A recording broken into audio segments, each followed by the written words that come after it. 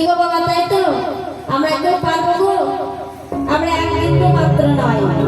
তাহলে রাম ভক্ত হনুমান যখন হনুমান মা সীতাকে বলেছিলেন, মা সীতা যখন সিঁদুর পরছিলেন, মা গো বলছে, মা তুমি সিঁদুর কেন পরছো? বলে প্রভুর মঙ্গলের জন্য। আমরা সাথে সিঁদুর পরি কিসের জন্য গো? স্বামীর মঙ্গলের জন্য, তাই তো? তাহলে মা সীতা করছেন স্বামী মঙ্গলের জন্য, প্রভুর মঙ্গলের জন্য। যেটা কথা বললে হনুমান বলছে কি, যদি এইটুকু সিঁদুর পরে যদি প্রভুর মঙ্গল হয়, তাহলে আমি যদি সর্বাঙ্গে সিঁদুর মাখি, তাহলে প্রভুর কতটা মঙ্গল হবে। হরে হরে। তাহলে সেই হনুমান কি করেছিলেন? সর্বাঙ্গে সিঁদুর মাখিয়েছিলেন প্রভুর মঙ্গলের জন্য। তাহলে কি বলছে গো? मेरा झोपड़े के भारा खुल जाएंगे राम आएंगे। ठीक हो बाबा, ताई तो मेरा झोपड़े के भारा खुल जाएंगे राम आएंगे।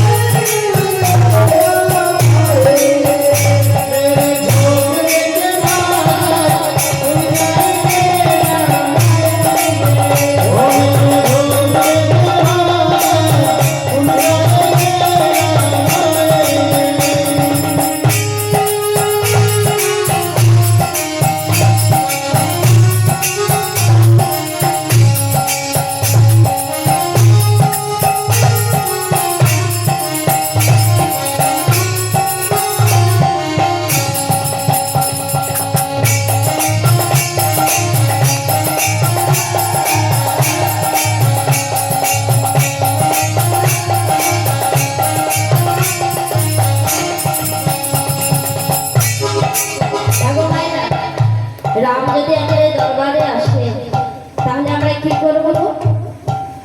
হ্যাঁ, ও রাম আয়েঙ্গে তো আঙ্গিনা সাজাऊंगी। ও রাম আয়েঙ্গে তো আঙ্গিনা সাজাऊंगी।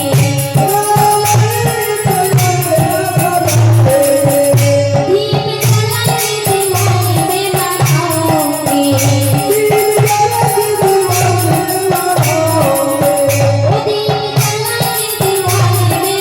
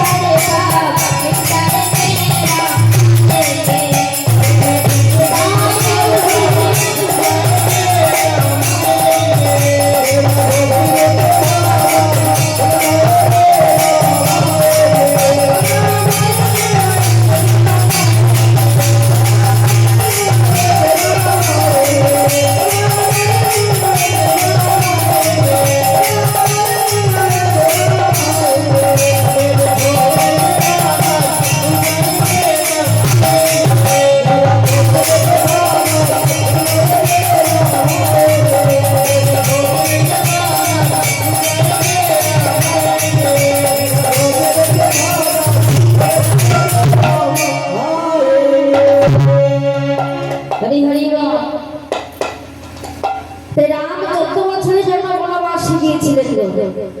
হ্যাঁ, 14 বছরের জন্য বনবাসে গিয়েছিলেন।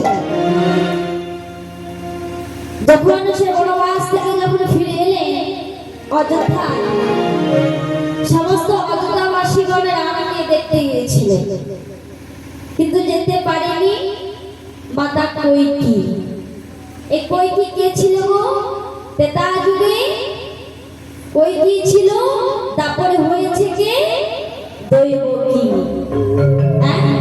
ত্রেতা যুগে ছিল কৌশল্যা, তারপরে হয়েছে কে? মা যশোমতী। হরি হরি বল। তাহলে রাজাই ঘৃণা যেতে পারেনি মাতা কৈকেয়ী। তাই কাঁদতে কাঁদতে বলেছিলেন, ওরে রাম, তোর কানে এত দয়া, এত মায়া, তবে তুই আমায় কথা দে, তুই আমার গর্ভে জন্ম নিবি, তুই আমায় মা বলে ডাকবি। ভক্ত মনোবাঞ্ছাকারী ভগবান বললেন, তাই হবে না, আমি তোমার গর্ভে জন্ম নেব, তোমায় মা বলে ডাকবো, কিন্তু তোমার স্তম্ভ ধরা পা। কেন জানো না? যেদিন আমি বনবাসে গেলাম, আমার মা কৌশল্যা এক বাটি দুধ নিয়ে এসেছিল। ওরে রাম, 14 বছরের জন্য আমাদের ছেড়ে চলে যাবে বাবা, তো যাওয়ার সময় এই দুধটুকু খেয়ে যাবো। তো সেই দুধটুকু তুমি খেতে দাওনি, ফেলে দিয়েছিলে। তো আমার মা যে কতটা দুঃখ পেয়েছিল, কতটা কষ্ট পেয়েছিল, তুমি তো তা বুঝতে পারবে না মা। তাই তোমার গর্ভে জন্ম নেব, তোমায় মা বলে ডাকবো, কিন্তু তোমার স্তম্ভ ধরা পান করবো না। সেদিন তুমি বুঝতে পারবে যে সন্তানকে দুধ পান করাতে না পেরে যে কতটা কষ্ট হয়, কতটা যন্ত্রণা হয়। এবার পরীক্ষা দিতে এলো যশোমতী মা। যশোমতী মা আমার কাঁদতে কাঁদতে বলছে, ওরে গোপাল রে,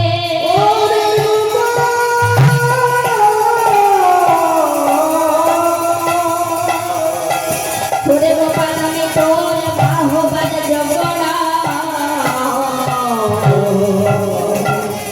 তবে তুই মনে করে দেখ, তুই আমাদের পরীক্ষা করতে গিয়েছিলি।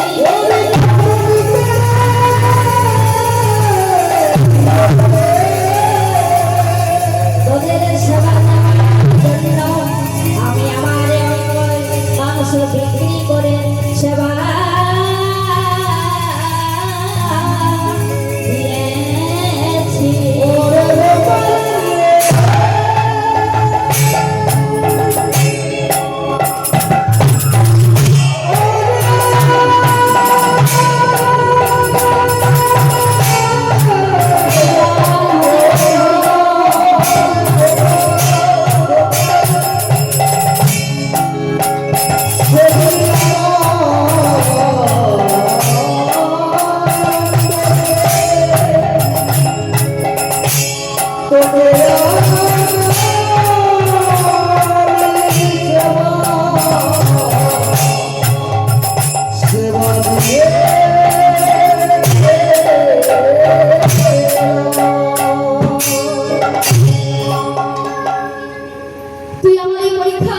দিয়েছি।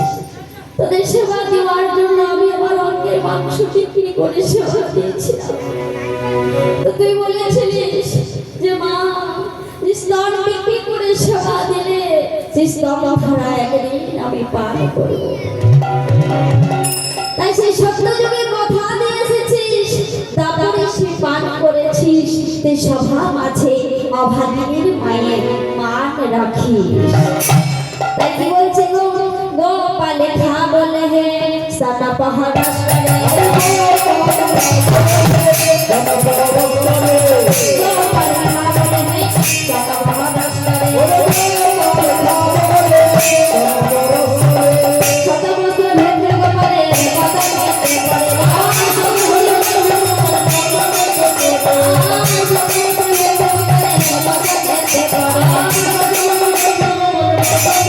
Thank you. মাকে মুখের মধ্য দিয়ে জড়াইয়া ধরিব আনন্দে। হ্যাঁ, যশোবতী মা আমার মঞ্চে যাবা, এবার তুই যজ্ঞ পূর্ণ কর। কিন্তু বাবা, যতক্ষণ না যজ্ঞেশ্বরী আসবে ততক্ষণ কি করে যজ্ঞ পূর্ণ হবে? আর এদিকে মেয়েছেন রাধারানী আমার, রাধারানী আমার বড় সাজসজ্জা করছে গো। হ্যাঁ, গোবিন্দের কাছে যাওয়ার জন্য, সেই যজ্ঞ দর্শনে যাওয়ার জন্য রাধারানী আমার মনে মনে চিন্তা করছে যে আজকে আমি সত্যি কথা বলবো, আজ আমি কোনো মিথ্যা কথা বলবো না।